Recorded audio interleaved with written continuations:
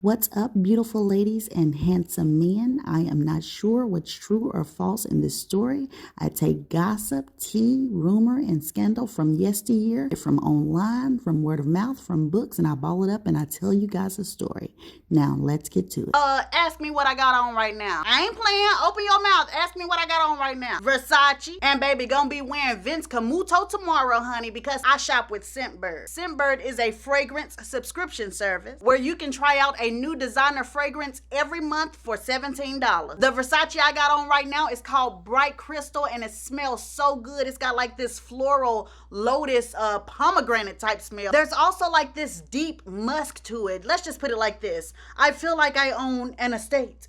I got the Vince Camuto Floreal, and this one is like a vanilla, flowery, cedarwood type smell. Ooh, it also got some spice to it. I got Ruby Rush by Paris Hilton. Now this one is more fruity. It's like when you get into the cherry, raspberry, hibiscus. And the last one I got is Deck of Scarlet Maximalist. It smells like a soft angel floating through the cloud. Pears and vanilla and amber all mixed together. I cannot wait to have fun with all of these fragrances because last month I got some Pamela Rolling, and baby, I've been having the most fun with it. Look at the bottle. Child, just empty as the day is long. Honey, I be smelling so doggone good with Scentbird. Can't nobody say that my pass by air be stinking. Click my link in the description and use my code for 55% off for your first month. That's only $8 for your first month. Y'all make sure that y'all pause the screen and take a look at some of my beautiful members.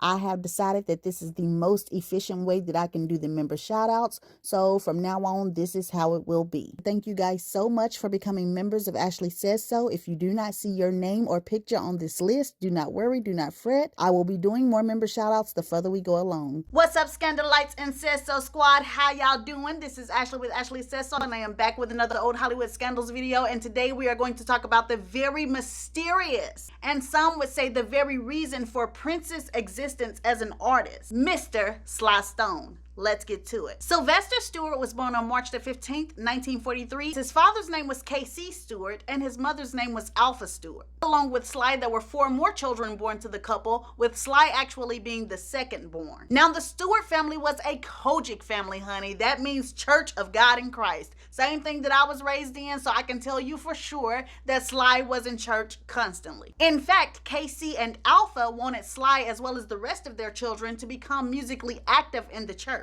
And just to be musically inclined anyway. So they assisted the children into becoming a music group. They bought them guitars, they ensured that they had access to pianos and several other musical instruments, and before long the children were in a group called the Stewart Four. And little old Sly would be singing. There's this one story that talks about how Sly was around 6 or 7 and he was singing at a musical program at a church. Well, he was singing so well and the spirit was moving so much that people got the shouting. In particular, one lady in the balcony got the shout. And this woman was a wild shouter, honey. She was doing so much that the congregation got worried that she would fall over the balcony. So of course all the ushers and stuff run up and they all making this circle around her, but even with that, she was breaking through them. So with no other way to stop this woman from shouting, they passed a message that Sly needed to sit his little tail down and quit singing. So somebody runs up to the choir stand and they're like, "Psst, Sylvester, stop singing, cut the song off." And here goes Sly.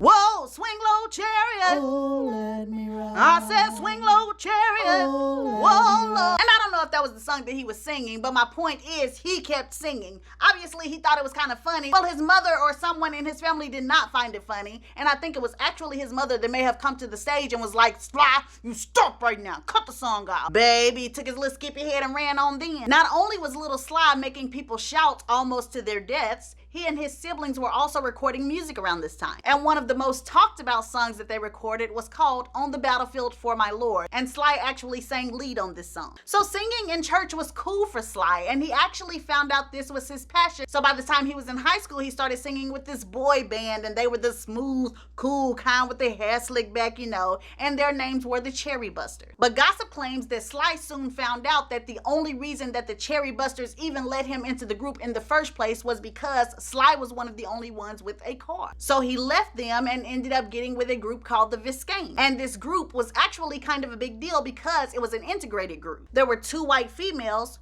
2 white males, a Filipino male, and Sly the black male. And outside of their race, the group sounded good as well. So Sly was kind of making a name for himself. You know, he was like a really popular kid in high school. He was a good spirit, so he was always laughing, playing, having a good time. And another thing that made him quite popular is what I mentioned before, his car. A lot of people didn't have cars, and Sly was a black kid with a car. And the car was pretty nice. You know, it was a 1953 Chevy, and the folks said it was kind of like this light green color. And then when somebody would walk up and be like, "Ooh, Sly, man, I love the green on your car," why come they said Sly would be like, "Boy, don't you know your greens? This ain't just a regular green. This is booty green. Booty green." But yeah, for some reason, Sly would call his car booty green. And maybe he was calling his car booty green because the folks say that he was getting booty in his car. But the booty wasn't green, it was white booty. And the white booty was said to belong to his Viscayne's bandmate, Maria Bodway. Now, per gossip, Maria was madly in love with Sly. You know, Maria would actually be at his house.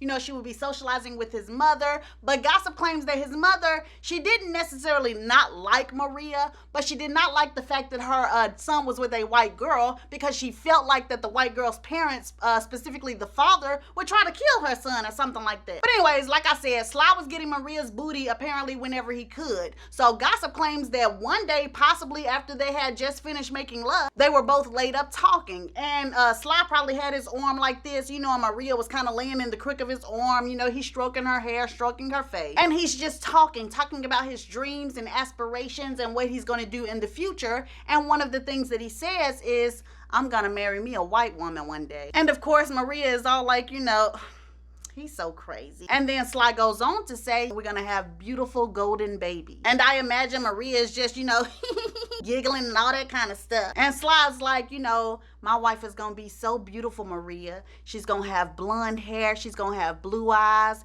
We're gonna get us a white house with a white fence and a white dog." Child, by the end of his sentence, Maria's sitting up there looking just like this, honey. Because Maria does not have blonde hair or blue eyes. Maria is a white woman, but she has dark brown hair, and you know, dark brown, probably black eyes. So clearly Sly is not describing her. Baby, you know she got up and ran off with her arms waving in the air. And that's what I think happened after he said that. Of course, I don't know, but I do know that soon after this, their relationship did end. To get back to the career side of things, after Sly left the Viscaynes, he started working as a DJ. And while working as a DJ, a lot of the musical groups and musical acts started to notice that Sly had musical talent himself. So a lot of times he would play keyboard for these artists. Dionne Warwick, the Righteous Brothers, the Ronettes, and many more groups. And this was cool, but Sly wanted his own group, so he worked very hard to try to recruit people who he felt like had the same mentality and attitude as him. And finally, in 1966, he did have his band together. And it was called Sly and the Stoners. And it consisted of Sly himself, his brother, Freddie, Cynthia Robinson, who played the trumpet,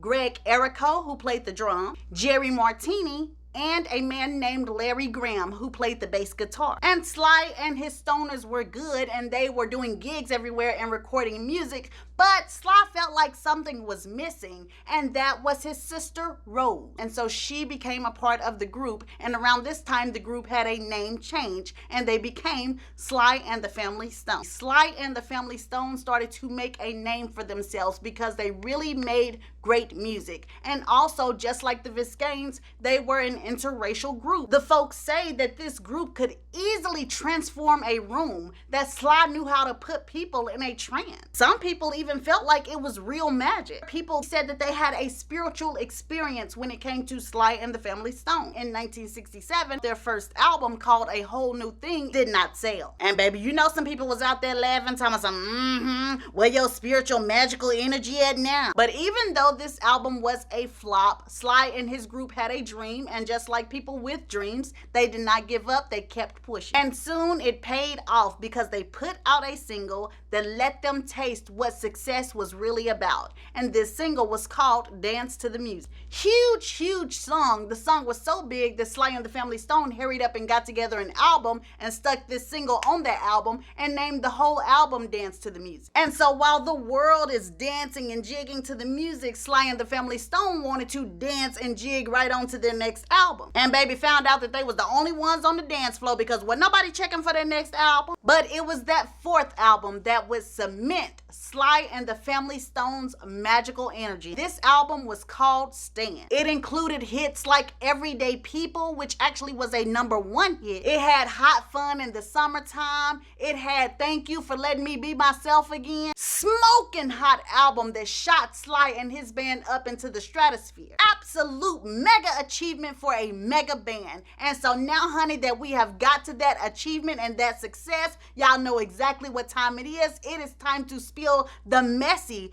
well-hidden tea from what I could see for Mr. Sly Stone. Let's get to it. Now, from what I could gather, most of Sly's tea came from after he became successful. And one of his biggest problems that he had, the reason that he acted up the way he did, was because of drugs. It started out with marijuana, then progressed to cocaine, and then progressed to crack, I do believe. And this first set of stories, or basically rumors and gossip, come from Deborah Santana, who is actually Carlos Santana's ex-wife. Deborah Santana actually dated Sly in the early 70s. This was after Everyday People and all of this kind of stuff, so Sly was already famous when they started dating. Per gossip, when Deborah first got with Sly, he was very kind and very gentle, and they just used to get together and shoot the breeze. Then he started to kind of egg her to start using drugs. As a matter of fact, gossip claims that their first time, well, her first time, I think she had actually lost her virginity, she did it while she was high on acid, even though she had not done any drugs before,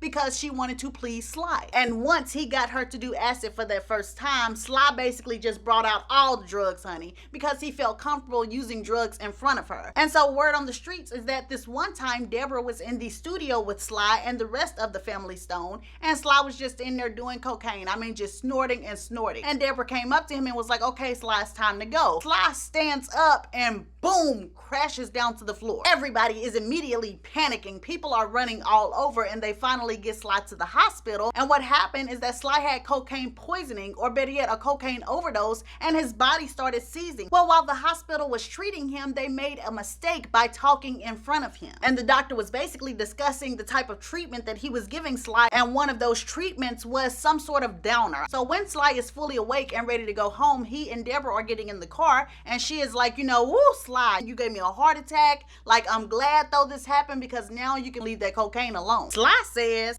I'm not quitting cocaine. But you ain't got to worry, Deborah, baby. I'ma just get my private doctor to write me a prescription for the downers that they gave me in the hospital. That way, if I keep taking the downers, whenever I take the cocaine, ain't nothing gonna happen to me. But stuff did keep happening to him. As a matter of fact, there is a rumor on the street Sly and the Family Stone were appearing on the Mike Douglas show. And supposedly, Sly had already done his interview. You know, he had already talked to Mike Douglas. But then when the band was supposed to perform, Sly was nowhere to be found. Even when the band took the stage, Sly was nowhere to be found. So Larry Graham, the bass guitarist, goes running off the stage just looking everywhere for Sly. Finally, he spots a little tiny small bathroom off to the side, and he opens the door, and Sly is face down on the floor, knocked out with powder up under his nose. Larry Graham kind of took him by his collar and kind of just slapped him awake. You know, Sly, come on, get up, we got a show to do. And then Sly went to the stage and performed the show. And not only were the drugs affecting Sly's health, gossip claims that it was also affecting his attitude. Baby said that Sly Stone would turn into a straight demon on y'all. As a matter of fact, there's another story regarding Deborah Santana.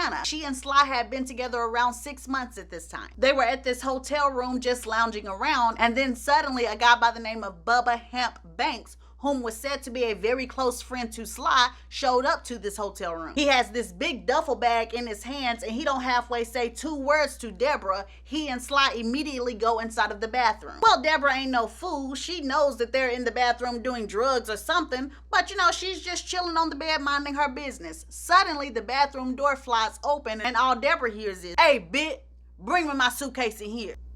That's the way Deborah was looking, because what? Like, Sly had never talked to her that way, and she really didn't know even if he was talking to her. So because of this, she did not move. "Hey, bitch, you hear me talking to you? I said bring my suitcase in here." Again, Deborah is looking around like, who is he at? Baby, while she was wondering who he was talking to, face turned right into a doggone slap. And the slap came from Sly. And then he got in her face and was like, B, when I talk to you or when I tell you to do something, you do it. You hear what I'm telling you? And then the folks say that Deborah was like, nah, but if you put your hands on me again, you gonna see what's up. And then she took off running out the hotel room. Well, in her run from the hotel room, she must have turned right back around and ran back to Sly, because gossip claims that even after this, they did not split up. In fact, them staying together leads to more messy gossip, baby. Listen at this. The folks say that Sly was in the mansion that he and Deborah lived in, and he needed something from the store. So he tells Deborah, hey, you and my homeboy, y'all go to the store and get me whatever he was asking for. So Deborah does as she's told. She jumps in the car with Sly's homeboy, and they go to the store to run this errand. Well, on the way to the store, the cops pull them over. And when the cops is searching the vehicle, they find a gun. So they lock Deborah and the homeboy up. Baby, the folks say that Deborah was in jail in the holding room with one of the Manson girls, the Charles Manson girls that committed those murders. Baby, you know Deborah was sitting up there scared straight, but she wasn't too worried because she had already called her sister and told her sister to go to Sly for the bail money. So Deborah is sitting there waiting, and then she waiting. And then she waiting. Child probably was shaking and scared and everything because nobody came to bail her out. So she had to stay in that cell with that woman for several hours, possibly even a whole day. When her sister finally gets there with the bail money, as soon as Deborah comes out of the jail, the sister is just like, you know, you need to leave Sly alone. You know, he ain't this, he ain't that. And Deborah's like, wait a minute, hold on. You know, you was just cool with Sly. Like, what's the problem with my man? Baby said the sister was like, yo, man, Sly don't give a doggone about you. Don't you know that Sly wouldn't even give us the bail money to bail you out because he said you deserve to stay in jail so you can learn your lesson about being in the car with another man. But if you paid attention to the story, the other man was Sly's homeboy. He told her to get in the car with his homeboy to go to the store and get something for him. But that's just how paranoid and crazy Sly was acting on these drugs. Then, honey, the scandal, child. The scandal, because listen at this, T. The folks say that Deborah ended up getting pregnant by Sly,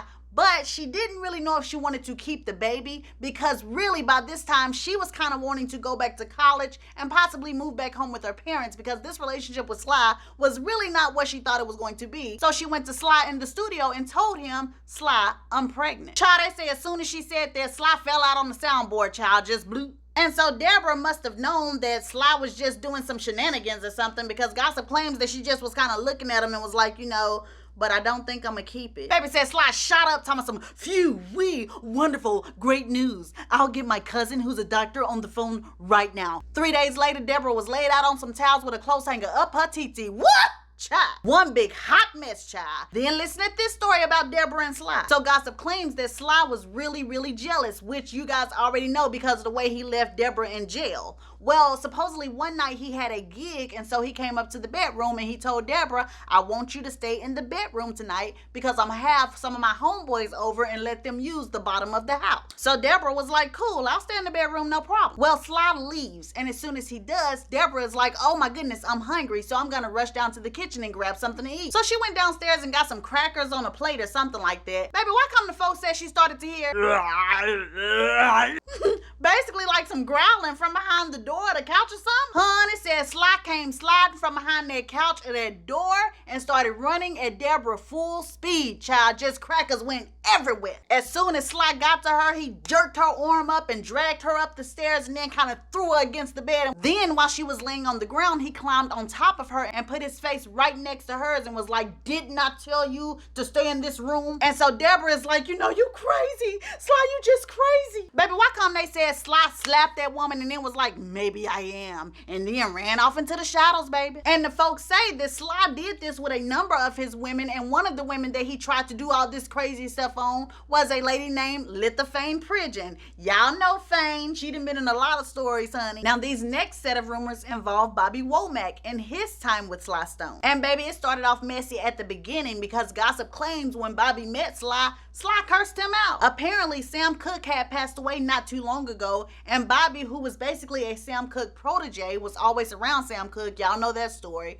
Well, he was still dressing and acting like Sam Cooke. Very professional, very put together. So Bobby shows up to the meeting with Sly, and he has on like this button-down shirt. He got on slacks and loafers, even got a briefcase. First thing Sly does is lean back in the chair, look Bobby up and down, and was like, man, take that effing shirt off. Ain't no funk in that, man. What are you, a effing cornball? and get rid of that effing briefcase right now. You ain't got nothing in it anyway. Said Bobby Womack was so doggone shamed because Sly made him open up the briefcase and he ain't had nothing but an apple and a sandwich in there, child. So now that Bobby was hanging with Sly, and Sly pretty much told him, you ain't no Sam Cooke, don't be dressing like that, Bobby tried to dress like Sly. Honey said that Bobby was opening a concert for Sly, and the main thing he has on is a big cape. And he got on his platform shoes, you know, his skin tight pants, and, you know, all those belt buckles and all the kind of stuff that Sly used to wear. So the folks say, you know, coming to the stage, Bobby Womack, and Bobby Womack is standing by the stairs, you know, he doing all this dancing, groovy 60s type stuff, you know, getting ready to run up on the stage. So finally he gets to running up on the stage. Baby, that platform heel got caught up in that doggone cape. All you saw was forehead, cape, and belt buckles going everywhere, honey. Bobby tumbled all down them doggone stairs. Now, the folks say that Bobby Womack also started using drugs just like Sly Stone. You kind of had to in order for Sly to accept you. So Bobby started using cocaine as well. He saw some really weird stuff hanging with Sly Stone. Listen to this. So Sly, being as funky as he was, had all type of animals around his house. Gossip claims he had like 2 peacocks, he had several dogs, and he had some pet monkeys, or at least 1 pet monkey. Some people said this monkey was a baby chimp. I'm not sure what type it was, but it was a small monkey. Well, one of those dogs that Sly had was a pit bull. And what Sly used to do is always tell his monkey to go down and run and mess with the pit bull, you know, antagonize the pit bull. And every time the pit bull would try to give chase, the monkey would end up getting away. Well, Bobby said one day he's just sitting there smoking, you know, sitting there high as a kite, and he's just watching, and in his head he's like, hey, that dog is gonna get that doggone monkey. And no sooner than he said it, the monkey jumped down and started antagonizing the pit bull again. Well, this time when the pit bull gave chase, the monkey lost its footing and slipped and fell. So the pit bull bit a hole in the monkey's chest and then flipped the monkey over and started to rape it. And then Bobby went on to talk about how Sly used to use that pit bull to antagonize people in his house, to scare people into acting right or doing what he wanted them to do. Sly could have a house full of folks, band members, groupies, whoever, and suddenly Sly would jump up and disappear, and then when he returned, he was holding his chain and had the pit bull on the other end of the chain. And I think this dog's name was Gun. Well, baby, Sly would start walking this dog around the people in the room and be like, did you steal from me? Have you been talking about me? Have you been doing, you know, like basically questioning these people and kind of threatening them with the dog? Baby, just like Martin was doing Gina and Pam there. Remember on that episode when he had that fake dog, or better yet, Nino Brown on New Jack City? After basically kind of threatening people, he would be like, yeah, me and Gun ready to do some hunting around here. Y'all better run and hide. And everybody would just take off running, scattering around the house trying to find a place to hide. Well, Bobby said that one time when this was going on, he was in the game room, or wherever he was, there was a pool table in that room.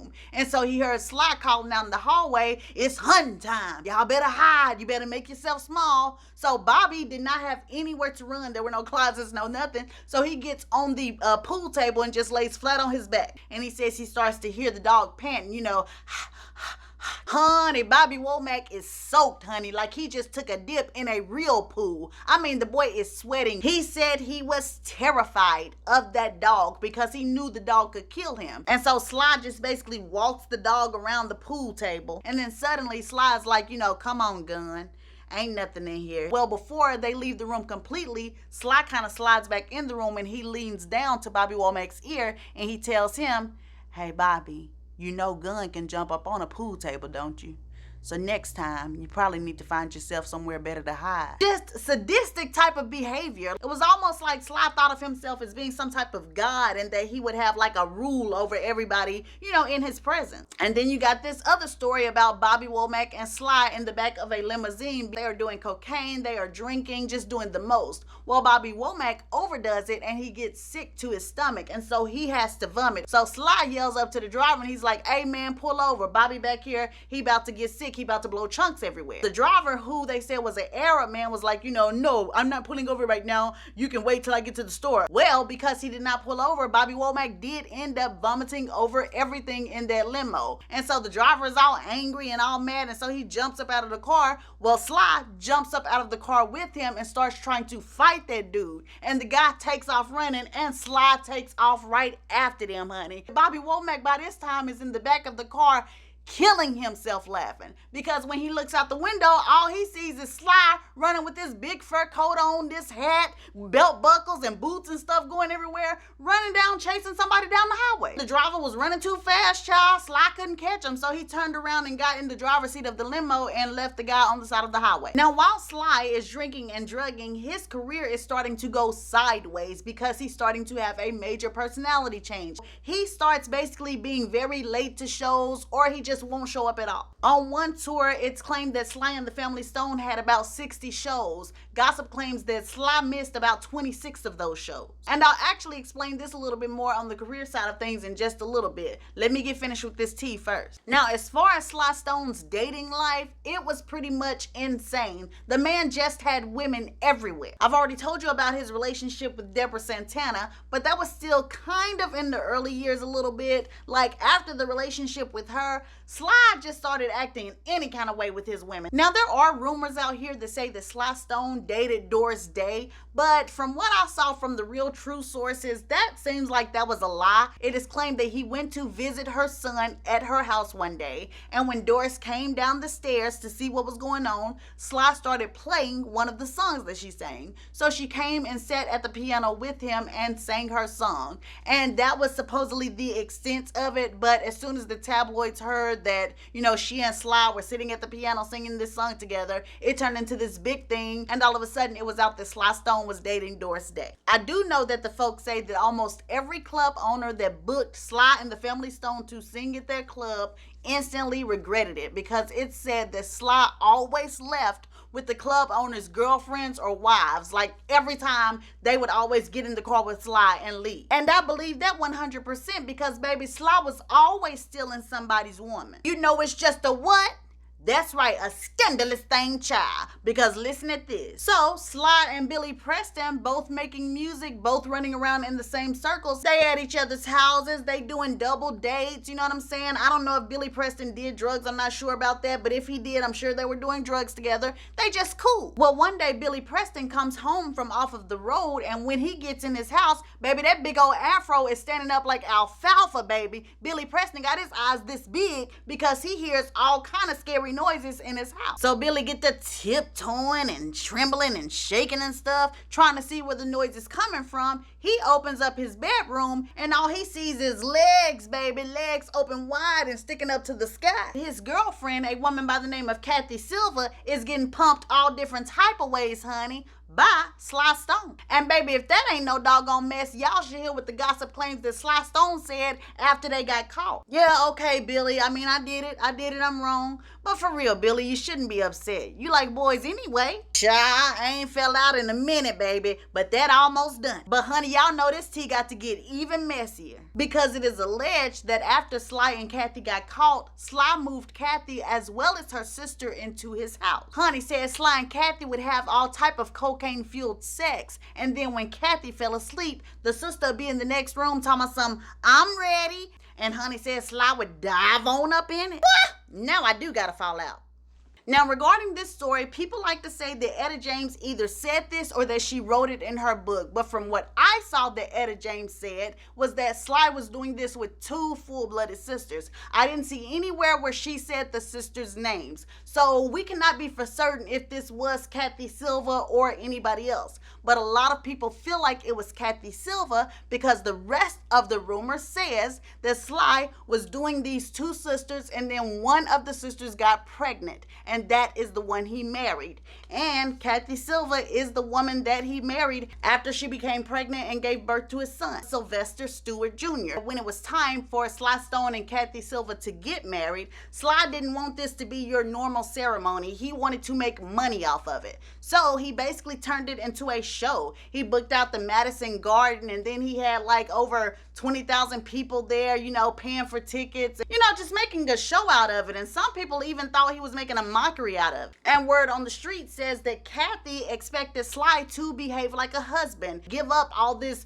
groupies in the house and drugs everywhere and all this kind of stuff, and they would live as a family, especially since they had a child. Well, Sly was like, baby, you must have fell and bumped your head. This is the life I live now. I'm not giving none of this up. And then something came back to bite Sly. Remember how I told y'all he would use that monkey to antagonize the pit bull? Thought that little mess was cute. One day, Kathy walked in on that pit bull biting down on their son's head. Took all kind of stuff to make that dog release that baby. Kathy is crying and she's holding her son and she's like, that's it. Get rid of that dog. Get rid of the dog right now. Shoot it. Yeah, well, I mean, that's kind of harsh. You're telling me to shoot the dog. And also, I love my dog. I love guns, so I'm not going to get rid of it either. And thankfully, Kathy Silva had enough sense to protect her child, and so she ended up leaving Sly and getting a divorce from him. Pause. I just want to say right here that on the Unsung, Sly claimed that he actually killed this dog by shooting it with a shotgun. But if you read the books with the witness statements, they claim that Sly did not do anything to the dog. He made the dog apologize. And when the dog apologized, he was just like, I'm going to keep my dog. So I don't know which one is true. Whichever one is true, it all remains the same that Kathy felt like her child was not safe.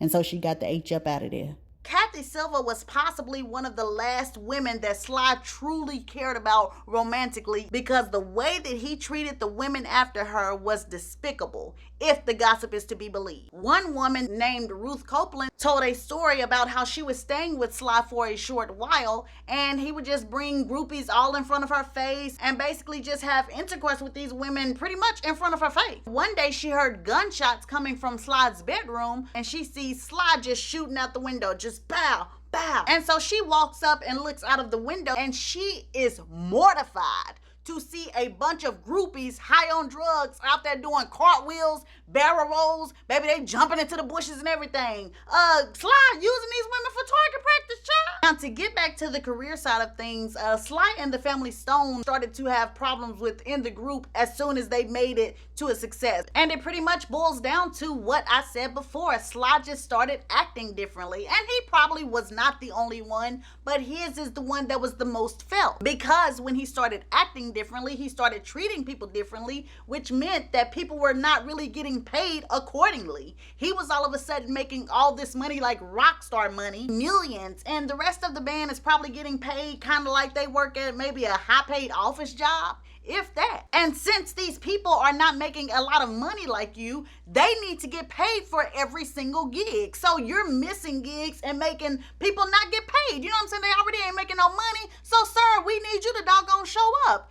And he didn't, because he just did not care about them, or better yet, the drugs. He cared about the drugs much more than he cared about his band members. The drugs made him very paranoid and very crazy. So along with having his pit bulls and all his other dogs, he also started to have an entourage of thugs around him. And gossip claims that the leader of these thugs was the guy that I mentioned before, Bubba Hamp Banks. And one of the main things that first started to ruin Sly and the Family Stone was the relationship between Larry Graham, the bass player, he also sang vocals sometimes, and Sly Stone. Even at the very beginning, it was some mess. When Sly first recruited people to be in his band, Larry Graham was like, so now we need to take a vote on who the leader of the group is gonna be. Honey said Sly looked back like Laurence Fishburne when he was playing Ike. Sly was like, what? Ain't no vote. I'm the leader. This is my band. Shoot, I recruited you. Ain't no vote. This is my band. And if you don't like it, you can just walk out now. And so supposedly Larry Graham just kept doing little nitpicky stuff. It was like he was always challenging Sly as the leader. And then when Sly had this entourage of gangsters and tough guys,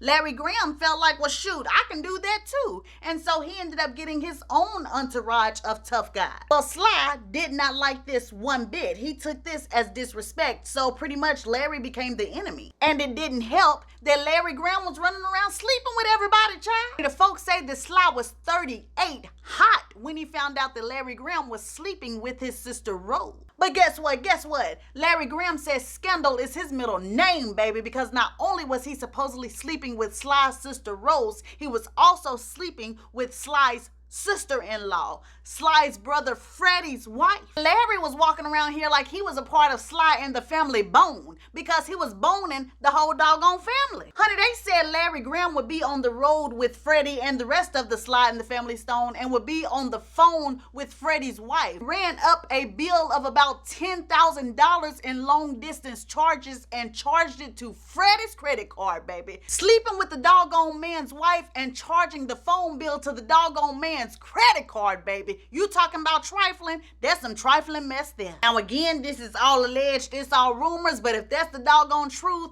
Larry Graham was a Mac daddy. And so at this point, Sly Stone, as well as his brother Freddie, hate Larry Graham. And honey, I don't know what Freddie's wife looked like, but child, I could see why Larry Graham wanted him some Rose. That woman is doggone beautiful, baby. Look at her. So Sly pretty much has it out for Larry Graham. He talks to his thug entourage all the time about how much he hates Larry Graham. And supposedly Larry Graham starts making threats amongst his entourage as well about things he wants to do to Sly. So sooner or later, there is a rumor going between both camps that says that the other one wants to assassinate the other one. Says that Sly is planning on assassinating Larry and Larry is planning on assassinating Sly. Baby, gossip claims it got so bad that Larry Graham would not even get in a car without checking up under the hood or checking up under the car for a bomb. So things were getting really, really bad. And it ended with some messy hot tea, honey. Check this out. So there's this tense atmosphere in the group amongst Sly and Larry and also some of the other members because it's just not right anymore. So they end up having a show, I believe, either in New York or in California. Stevie Wonder performs right before Sly and the Family Stone,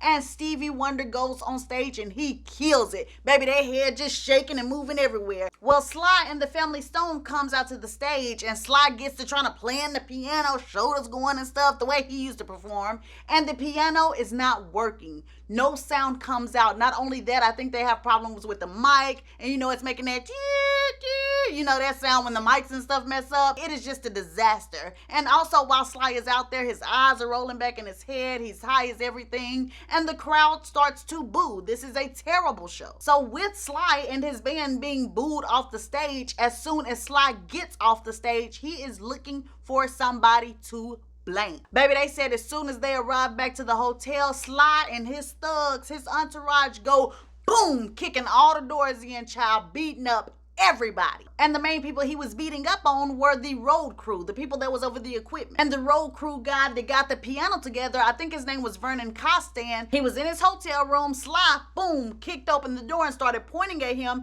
accusing him of messing up the piano. Basically saying, why would you give me that messed up piano? Why would you do that? And said Vernon was like, hey dude, that's not my fault. Before he could say anything, baby, a boot came and kicked him in the face. And after that, the crew of thugs were on him within seconds, baby. He said that he had cuts all over his face and everything, and he was kind of laid out on the floor. And then the thug crew stopped, and then they asked Sly, you want us to kill him, man? Do you want us to kill him? And luckily Sly said no, and so they left out of that room. And then they went into another roadie's room. This guy's last name was Joyce, and they kidnapped his girlfriend. Like, they beat him up, and then they kidnapped his girlfriend and basically told her to go with Sly. And so supposedly Larry Graham and his henchmen are in this same hotel, and maybe they got word that Sly and his goons was beating folks up. I'm not sure. But they were walking down the hallway to leave. Well, Sly and his goons catch Larry and his goons. And Sly's goons tore them guys apart. One of Sly's men had a cane, one of them old wooden canes,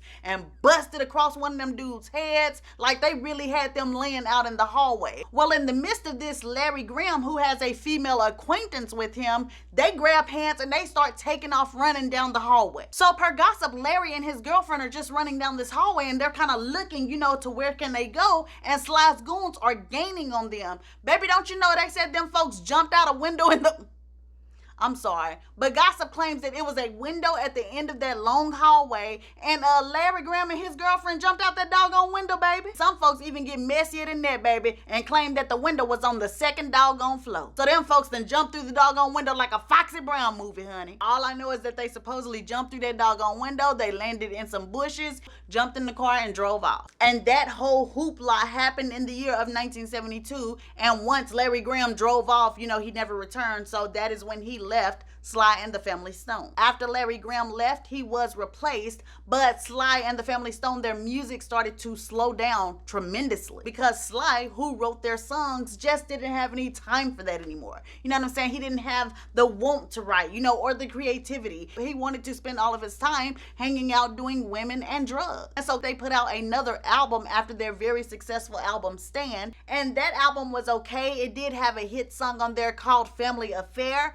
but that was about it. And that album was released in like 71, 72. Sly and the Family Stone didn't record any more music after that until like 1975. And even then, it was mostly just Sly by himself. It was not the rest of the band. So other band members started leaving. It was just bad. In fact, gossip claims that 1975 is the year that Sly and the Family Stone actually broke up. There was one member who stayed with Sly Stone through everything though, and that was lady trumpet player Cynthia Robinson, because this lady loved Sly Stone and she was so loyal to him, and it got to the point where it was so loyal that Sly could just basically use and abuse her. I mean, he could just do whatever he wanted and she would be right there like pulling at his coattails. Even the people who wrote the books that I read basically said that. They said that she was kind of a pathetic sight when it came to Sly Stone.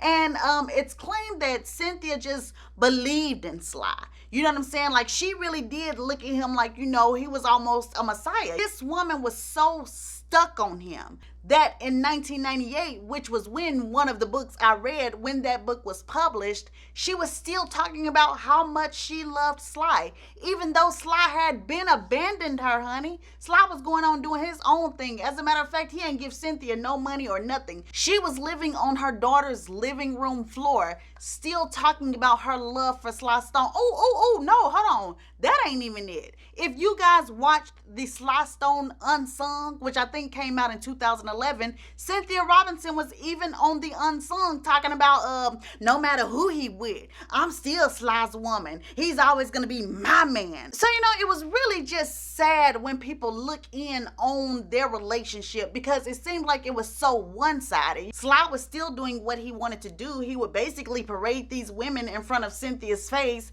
and then she was kind of the type of, you know, he can do what he wants. He can sleep with those women. I mean, he's not really my man, but he is my man. Now, one thing that was great that happened is that he gave her her second baby girl, and her name is Sylvette Robinson. And some gossip claims that Sylvette didn't even like the way that her father treated her mother. Not only did Sylvette not like the way that Sly treated her mother, she did not like the way that Sly treated her. He didn't do anything for her as a child. She and her mother struggled terribly. And just like Sly did with all of his women, he wanted Cynthia to do drugs with him. So there's one story where Sylvette walks in the room and she sees Sly and her mother Cynthia about to do a line of coke, and Sylvette goes and knocks the whole table over. And Sly's like, you know, you little B, what you do that for? Get out of my face. Get out of my house right now. On top of Sylvester Jr. and Sylvette, gossip claims that Sly had another daughter as well, and her name was Novema. And I don't know if he was much of a father to her or not. I have no idea. But I do know that there is a rumor circulating about one of his daughters. The certain daughter in question was either a teenager or she was a young adult.